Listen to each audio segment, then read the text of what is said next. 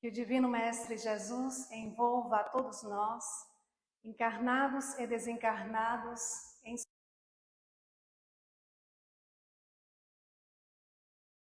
mentes, que possamos nos colocar receptivos às reflexões desta noite, na certeza do amparo, da assistência espiritual da casa, e que ao final possamos todos sair daqui melhores do que quando aqui chegamos.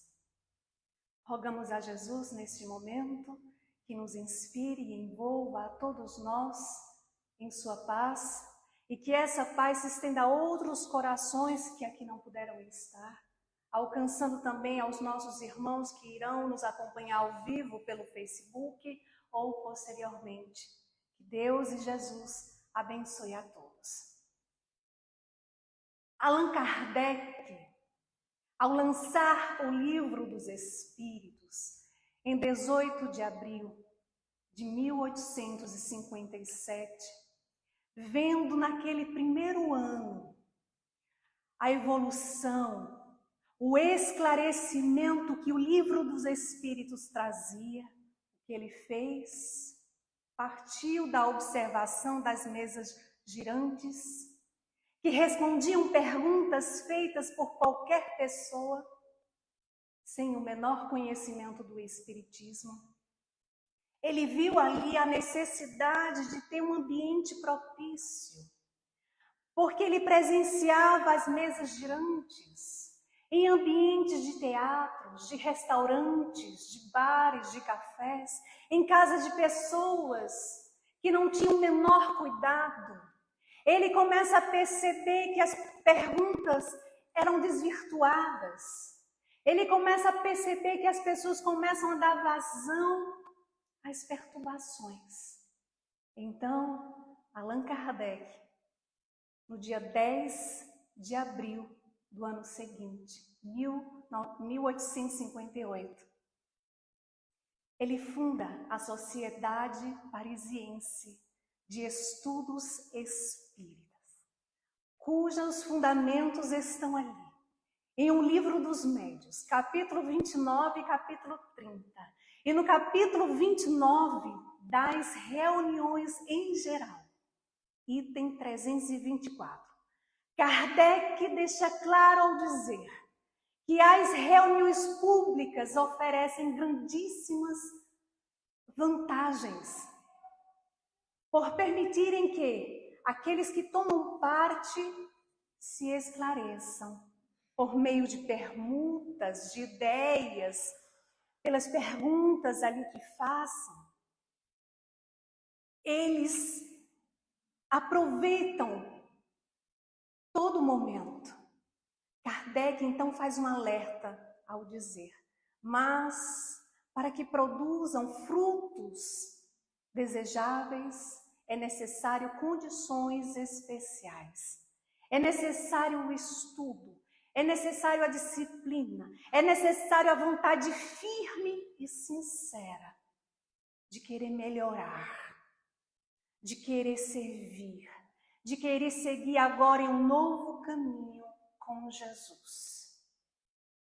E no capítulo seguinte, o capítulo 30, vamos encontrar ali o regulamento da Sociedade Parisiense de Estudos Espíritas, deixando claro que a casa espírita não é uma casa comum. Houve toda uma preparação muito antes no plano espiritual. No livro Tramas do Destino, psicografia de Divaldo Franco, ditado pelo espírito Manuel Filomeno de Miranda, ali no capítulo 21, intitulado Centro Espírita Francisco Xavier, vamos encontrar a história de um benfeitor espiritual Natércio, que era responsável por conduzir a mediunidade de Epifânia. Epifânia estava encarnada em suas lutas diárias, em suas dificuldades, e ela recebia ali a assistência espiritual desse amigo protetor. Ela recebia a intercessão de Natércio. Natércio, Ele era um grande admirador e discípulo de São Francisco Xavier. São Francisco Xavier foi um grande propagandista da fé cristã quando esteve encarnado na Terra. E ele divulgou essa fé cristã, ele levou para o Japão, para a China, para a Índia, ali no século XVI. Então, Natécio, ele recorre a esse fiel apóstolo de Jesus, suplicando o seu patrocínio espiritual para a casa que pretendia erguer, cuja finalidade era divulgar o cristianismo em sua pureza primitiva. E ali ele é recebido por esse mensageiro de luz. Ele fala do seu objetivo que com muita humildade desejava realizar. Então ele pede a São Francisco Xavier o seu patrocínio para esse empreendimento. A casa levaria o seu nome e todas as diretivas passaria pelo padrinho e por ele. E ali Natécio, ele faz um resumo básico do que é uma casa espírita. Então, nesse diálogo, mais adiante, o benfeitor espiritual, o benfeitor São Francisco Xavier, ele faz um pedido. Ele solicita que no exercício da caridade se desse preferência aos enfermos do Espírito. Quem são os enfermos do Espírito? O Espírito Emmanuel afirma no Livro da Esperança, ao dizer que todos nós, espíritos encarnados e desencarnados em serviço na Terra, somos enfermos de muitos séculos. Será que nós temos consciência dessa verdade? Que somos enfermos, somos almas enfermas de muitos séculos? Em aprendizagem, em recuperação, nesse processo evolutivo, reflitamos. Então, meus irmãos, a casa espírita, ela não se resume à construção de pedras. Ela não se resume à construção material. Houve todo um planejamento no plano espiritual. Por diversos motivos, as pessoas procuram a casa espírita. Às vezes, por uma obsessão simples, um incômodo momentâneo. Às vezes a pessoa está ali passando por uma situação, o corpo todo dói, vai ao médico, faz um monte de exame e está tudo normal. E ali ela sente aquele problema nela. E depois sente um mal-estar, não dá vontade de fazer nada. Vou tomar um banho gelado para ver se eu acordo. Não resolve. Vou ali tomar uma xícara de café, tomo uma garrafa todinha e não resolve. Já sei. Vou ali no Bezerra tomar um passe para ver se eu melhoro. Outras vezes as pessoas se submetem a uma pressão psíquica, e aí são casos mais complexos. Uma obsessão grave, onde a pessoa não consegue ali manifestar a própria vontade. E aí ela é levada à casa espírita. Outras vezes também acontece em que a situação está tão difícil, o sapato aperta de um jeito, a pessoa se vê ali sozinha fisicamente, e ela diz, eu tenho que fazer alguma coisa. Vou lá na casa espírita. Então, são várias situações que levam as pessoas a procurarem a casa espírita. Outro dia, estava assistindo uma palestra da querida Maíse Braga, e ela contava que conheceu uma senhora que perdeu o seu único filho em um acidente de avião. Ele era oficial da aeronáutica. Um dia, o seu colega de trabalho ia ter um filho e ele se ofereceu para substituí-lo no voo. O avião cai e ele desencarna. Essa mãe, durante 2 anos, ficou indo ao cemitério todos os dias. Chegava lá cedinho, com a garrafa de café, uma coberta. E ali chegava ao lado do túmulo do seu filho e conversava com ele o dia todinho. Só saía do cemitério quando o cemitério fechava. Ao final dos 2 anos, ela chega ao cemitério, vai ali em frente ao túmulo onde havia sido enterrado o seu filho, o corpo do seu filho, e faz uma prece. E na prece ela diz: meu filho, hoje eu vim me despedir, porque hoje eu decidi que vou encontrar com você. Tem 2 anos que você partiu. E eu não me conformo. Até hoje eu não me conformo, meu filho. Então eu vou me suicidar. Porque foi o único jeito que encontrei, que vi, de ir ao teu encontro. Nesse momento ela sente uma mão apertando o seu ombro. Ela imaginou que fosse um funcionário do cemitério, afinal de contas, ela já era conhecida. Todos os dias, durante 2 anos, estava ali no cemitério.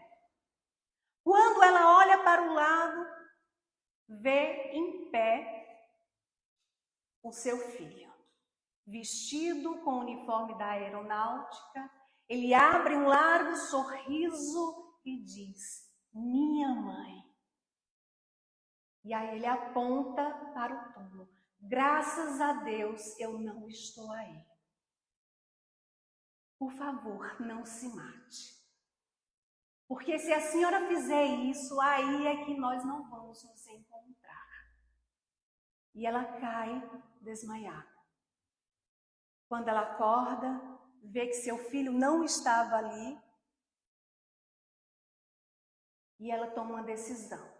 Ela era muito católica e decide procurar uma casa espírita. Durante 45 anos, ela confeccionou roupinhas para bebês, em memória do seu filho. Então, são diversos motivos que as pessoas procuram a casa espírita. Pela dor, pelo sofrimento, pela curiosidade. Vou ali saber como é que é. E aí, quando chega na casa espírita, vê que não é nada daquilo que imaginava. Encontra uma escola de estudos espirituais, de fraternidade, de acolhimento, de amor. Há mais ou menos, se eu não estou errado nas contas, há mais ou menos 1 ano e 8 meses, nós reabrimos a nossa casa. Depois de um longo período dolorido pela Covid-19, pela pandemia. E ao retornarmos, voltamos primeiro com as palestras presenciais, os passos coletivos. Fomos ali seguindo as orientações da federação.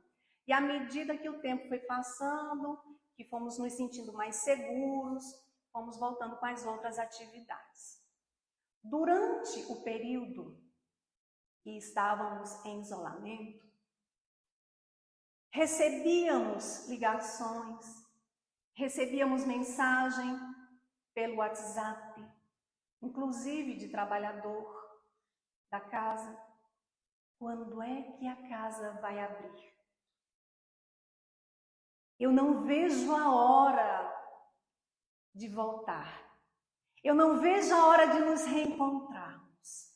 Eu não vejo a hora de assistir a palestra presencial, porque assistir online até que é bom, é muito bom. E é o meio que veio para ficar. mas nada como o presencial. De fato, nós reabrimos, nós voltamos, nós estamos trabalhando. E por vezes perguntamos, aonde estão esses corações que ainda não voltaram? Aonde estão? Tudo voltou a funcionar. Comércio, shoppings, as festas, as reuniões festivas de modo geral. Sabemos também que há pessoas que dizem assim, se eu sobrevivi à pandemia do Covid-19, agora eu vou aproveitar a vida. Se eu passei esse tempo todinho sem precisar ir para a casa espírita, para o tratamento, para tomar passe, para estudar, por que eu tenho que voltar? Eu vou quando eu tiver afim, quando eu puder. E agora eu acho que não preciso não. Reflitamos. No livro Dimensões Espirituais do Centro Espírita, é uma obra de Sueli Caldas Schubert, vamos ver que na reunião pública, por exemplo, há toda uma estrutura espiritual. Que há todo um controle dos espíritos desencarnados para entrar conosco na casa espírita. Vocês sabiam disso? Há todo um controle daqueles que vão entrar conosco na casa espírita. Porque assim, meus irmãos, nós temos companhias espirituais. Às vezes eu acho interessante quando alguém chega e diz assim, eu acho que eu estou sentindo um espírito do meu lado. Eu acho que tem um espírito, um irmãozinho do meu lado. Não se enganem, não é apenas um. O apóstolo Paulo afirmou, Hebreus 12:1, temos a nos rodear uma grande nuvem de testemunhas. Pois bem, ao chegarmos na casa espírita lá fora, antes de entrarmos, estão as defesas magnéticas. Os espíritos guardiães, e eles não permitem a entrada daqueles espíritos desencarnados que querem ali desarmonizar o ambiente, que querem desequilibrar. Aqueles que entram conosco são aqueles que já estão em condições de ouvir a mensagem. São aqueles que já estão em condições de refletir sobre o que vai ser dito ali na palestra. E nesse livro, Dimensões Espirituais do Centro Espírita, na página 15, vamos encontrar uma mensagem titulada A Importância do Centro Espírita. É uma mensagem ditada pelo espírito Dr. Bezerra de Menezes, psicografado pela nossa querida Ivone Pereira no livro Dramas da Obsessão. E nessa mensagem, Dr. Bezerra ele apresenta ensinos sobre as vibrações disseminadas pelos ambientes do Centro Espírita. E ele vai ali dizer que há todo um cuidado dos seus tutelares invisíveis. Ele vai colocar ali todas as diretrizes. Ele vai nos dizer sobre a importância de sermos colaboradores para a harmonia do ambiente. Como é que nós podemos ser colaboradores para a harmonia do ambiente? Através da união de pensamentos. Sempre no propósito do aprendizado, sempre no propósito de estar receptivo para receber o alimento espiritual. Porque é esse alimento espiritual que vai nos ajudar a fortalecer os nossos sentimentos. É esse alimento espiritual que vai nos ajudar em nossas lutas diárias. É esse alimento espiritual que vai nos ajudar a não cairmos nas armadilhas dos enganos, das sugestões infelizes.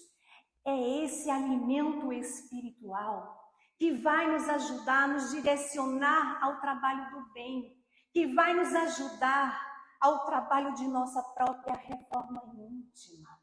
E assim nós vamos melhorando. Porque não se enganem, são muitos espíritos que querem nos afastar dessa escola de aprendizado espiritual.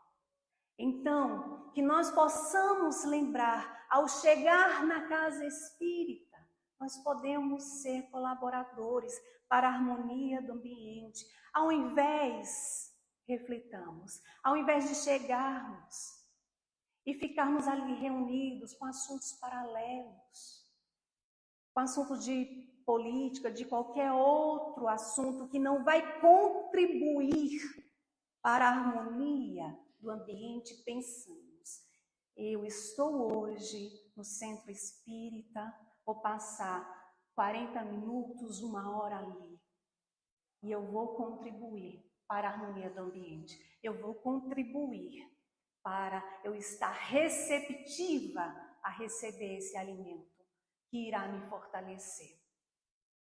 No livro Contos e Apólogos, capítulo 40, intitulado Nos Domínios da Sombra, o espírito do irmão X narra um diálogo de uma reunião no reino das sombras. E ele diz que o chefe dessa falange estava muito preocupado, que ele queria uma solução, ele queria alguma coisa que resolvesse, ele queria ouvir, inclusive, sugestões. E qual era a preocupação dele? Ele estava preocupado, vejam só, ele dizia: o espiritismo com Jesus está atrapalhando os planos infernais. As pessoas estão compreendendo o Evangelho sem as cadeias dogmáticas. As pessoas estão meditando sobre a reencarnação. Como é que pode isso? Ele dizia. As pessoas estão ali se entregando ao exercício da caridade. Estão sendo tolerantes mais com o outro. Isso é inadmissível. Assim, isso está sendo uma ameaça para os planos infernais, para as atividades das sombras. E aí, depois de alguns minutos, um comandante das falanges da incredulidade disse assim: procuremos então espalhar a crença que Deus não existe e que as criaturas estão entregues às forças cruéis e fatais da natureza. Aí o maioral disse assim: aí esse argumento aí não serve não. E vejam o que ele diz: quanto mais o homem avança nos trilhos da inteligência, mais reconhece a paternidade divina. E aí o orientador das falanges da vaidade disse assim: já sei, vamos então espalhar a notícia de que Jesus não tem nada a ver com o espiritismo. E aí o rei ali da sombra disse assim: essa notícia aí ela já foi importante. Contudo, milhares de pessoas estão despertando para a verdade. É um longo diálogo muito interessante que vai mostrando ali as sugestões dessas falanges. Só que há um momento em que o diretor das falanges da discórdia, ele conclama dizendo assim: sabemos que a força dos espíritas nasce das reuniões em que congregam para a oração e para o aprendizado da vida espiritual, das quais eles tomam ali contato com os mensageiros da luz. Se assim é, então vamos espalhar a discórdia. Vamos ali assoprar nos ouvidos desses seguidores as rixas, as intrigas, as invejas, os ciúmes. Vamos afastar uns dos outros. Vamos utilizar o bastão invisível da maledicência.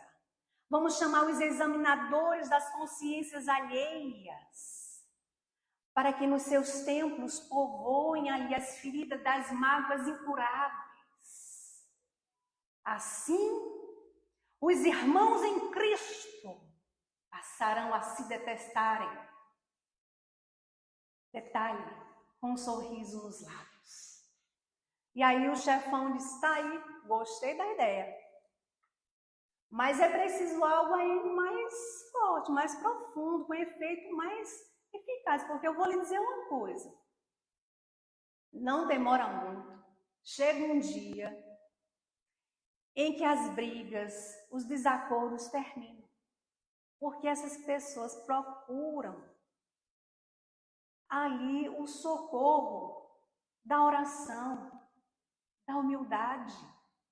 Vejam como eles conhecem as nossas fragilidades e como eles também conhecem os recursos que podemos utilizar para não cairmos nessas armadilhas. Mas não parou por aí não, porque o condutor das falanges da desordem disse assim, mas se o problema são as reuniões públicas, daremos um jeito nisso em 3 tempos. Vamos fazer com que os horários das reuniões coincidam com os lançamentos de filmes especiais. Coincidam com as festividades domésticas, as festividades na cidade. Faremos com que aqueles que estão iniciando, eles não perseverem no trabalho da própria elevação. Faremos mais. Faremos com que aquelas visitas afetuosas, elas cheguem justamente no momento que esses espíritas estavam querendo ir para o centro espírita. Meus irmãos, quantas vezes isso não acontece? E a gente não dá conta. Isso e muito mais. Hoje eu não vou para o centro espírita. Eu queria ir muito, mas começou a chover. Vou não, linda, assim. Vou não. Começou a chover. Se a chuva pega ali o inverno todinho, a pessoa não vai mesmo. Dia nenhum. Hoje eu não vou não, porque eu tô com muita dor de cabeça. Vou não. Outro dia eu vou. Olha, eu queria ir tanto. Eu planejei o dia todinho para ir, mas você acredita que justamente quando eu estava ali me organizando, chegou um pessoal lá em casa e eu não fiquei sem jeito.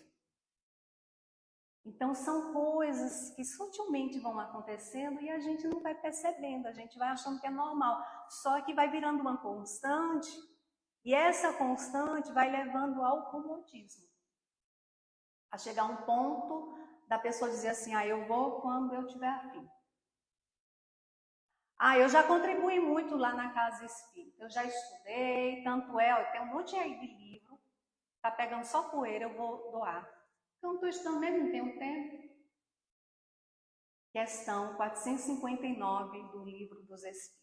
Influem os espíritos sobre os nossos pensamentos e sobre nossas ações? E os espíritos respondem: influem muito mais do que imaginais.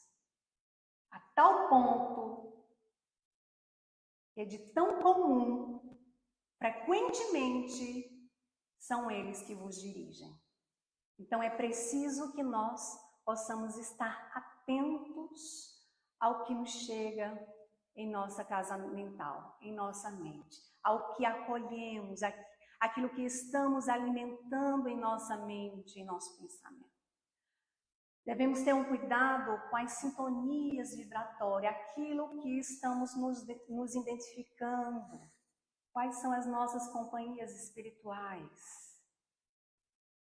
recorrer à prece, essa comunicação com Deus, com Jesus, com os espíritos amigos, para nos fortalecer emocionalmente. Amemos no templo espírita a escola que nos orientem escolha e conduta. E dentro dele, abramos a alma com sinceridade aos que nos escutam e ouçamos com respeito os que nos dirigem a palavra. Assim nos orienta o Espírito Emmanuel, no livro Opinião Espírita, capítulo 10, intitulado Instrução Espírita.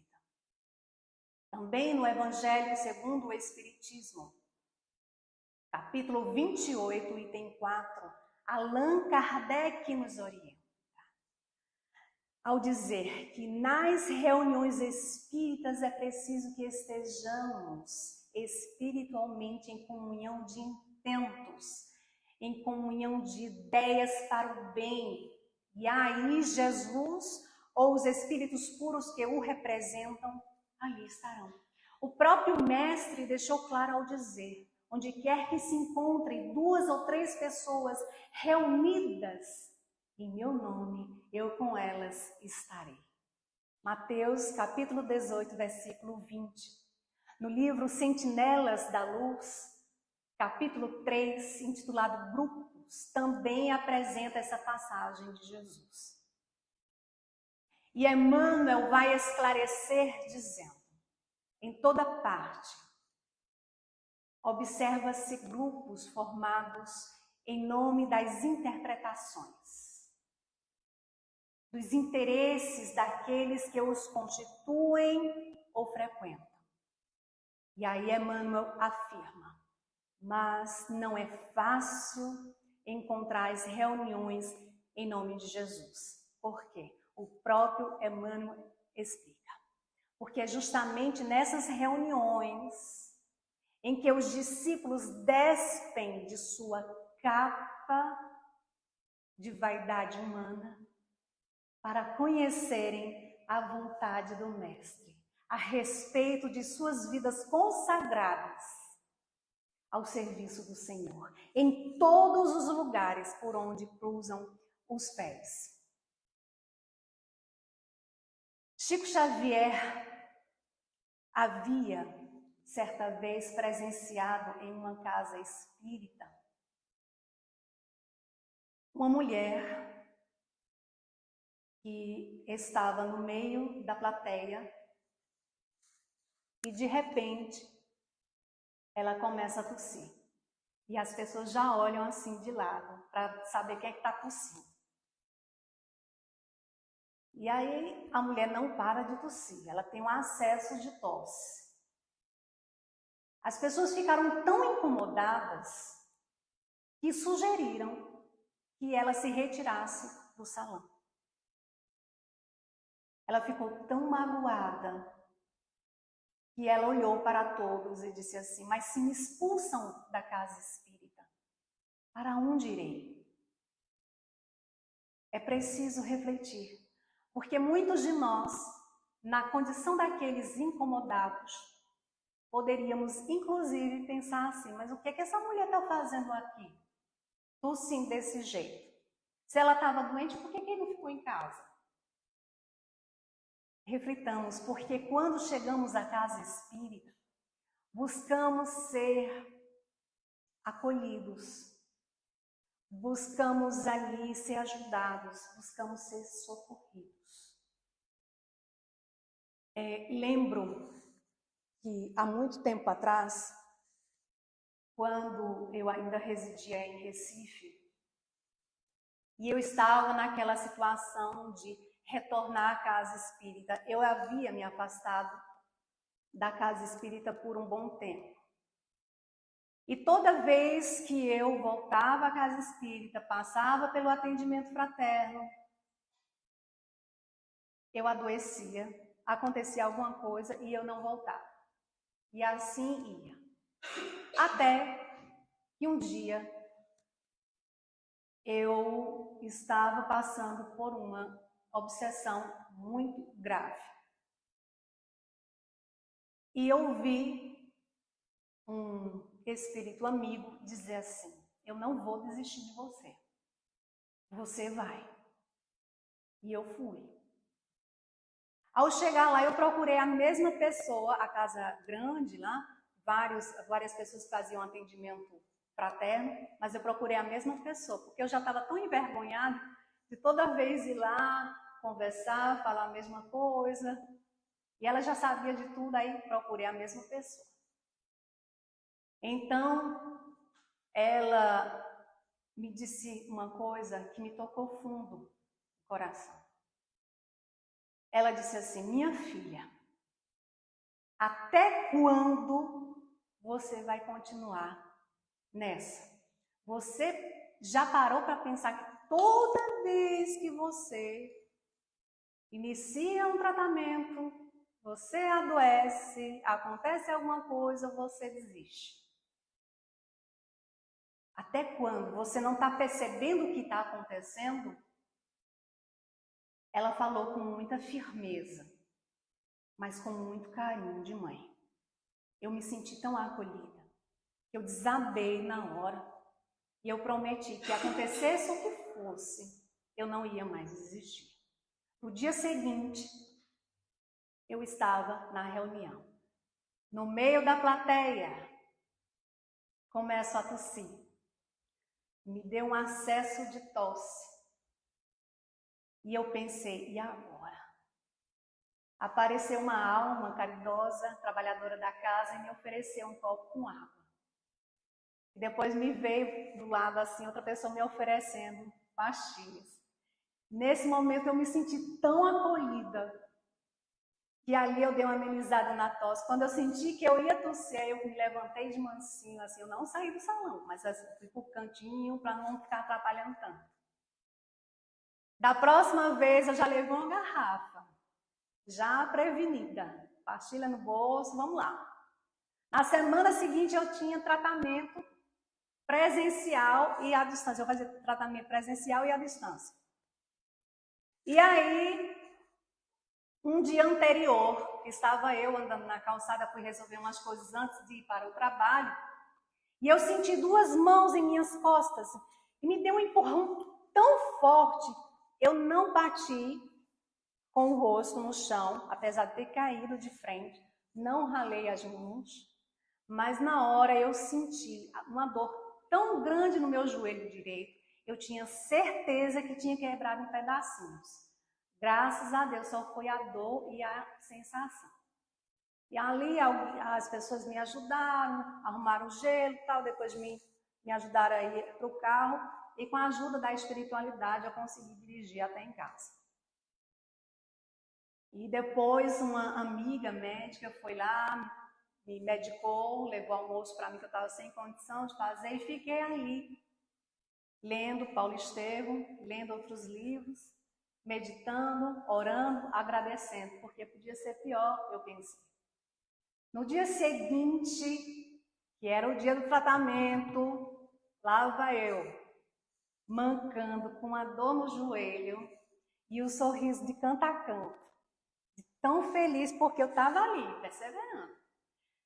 Quando a pessoa que fez o atendimento fraterno me olhou e disse: minha filha, o que foi isso? Eu digo: nada demais. Me empurraram de leve, mas aqui estou, firme, eu não vou desistir. E assim se foi. Muitas outras coisas foram acontecendo. E lembro com muita emoção que uma das cartas que recebi da espiritualidade foi ali falando sobre a minha força de vontade, o meu empenho por me melhorar. Chorava eu e chorava a pessoa que fez o atendimento fraterno, que estava ali me acompanhando sempre, o esforço que eu estava fazendo. E logo a espiritualidade, ela permitiu que eu iniciasse os trabalhos na casa. E já estava estudando lá na casa, aí comecei a fazer campanha do quilo, comecei a lavar a louça numa lanchonete que tinha lá mesmo, que eles têm uma lanchonete para ajudar os trabalhos lá. E assim fui indo. Não me afastei da casa espírita. Me afastei só quando eu vim para Caruaru, casei e aqui estamos trabalhando, graças a Deus. Então, o Espiritismo, meus irmãos, nos oferece todos os recursos para investirmos em nossa reforma íntima, para melhorarmos, para trabalharmos no bem, para acolher a todos que chegam com carinho, com atenção, porque ao chegarmos na casa espírita, nós buscamos ali ser beneficiados. E aí vamos aprendendo que a intenção da espiritualidade é outra. A intenção da espiritualidade não é apenas que busquemos o nosso benefício, a nossa melhoria. A intenção da espiritualidade é que nos tornemos trabalhadores do bem. Meus queridos irmãos, saibamos aproveitar cada minuto da nossa presença na casa espírita. E ao chegarmos para a reunião, lembrarmos de quê? Quando o ser, ele esquece de si mesmo, ele esquece das suas dores, das suas dificuldades, para ali se permitir elevar-se em pensamento para o mais alto. Jesus ou os espíritos amigos que o representam ali estarão. Aproveitemos as reuniões espíritas para nos colocar compenetrados da vontade firme e sincera de oferecer o melhor de si, em favor das atividades ali programadas. Porque, sem dúvida alguma, os sentimentos de fraternidade, os sentimentos de amor, os sentimentos de paciência, de compreensão, eles vão crescendo dentro de nós. Eles vão crescendo em nossas mentes e em nossos corações. A reunião cresce como um ser coletivo. E são atraídos espíritos bons que estão prontos para ajudar. Aonde exista a boa vontade de aprender, aonde existe a boa vontade de servir, aonde existe a boa vontade de nos esforçarmos para seguir o Evangelho de Jesus.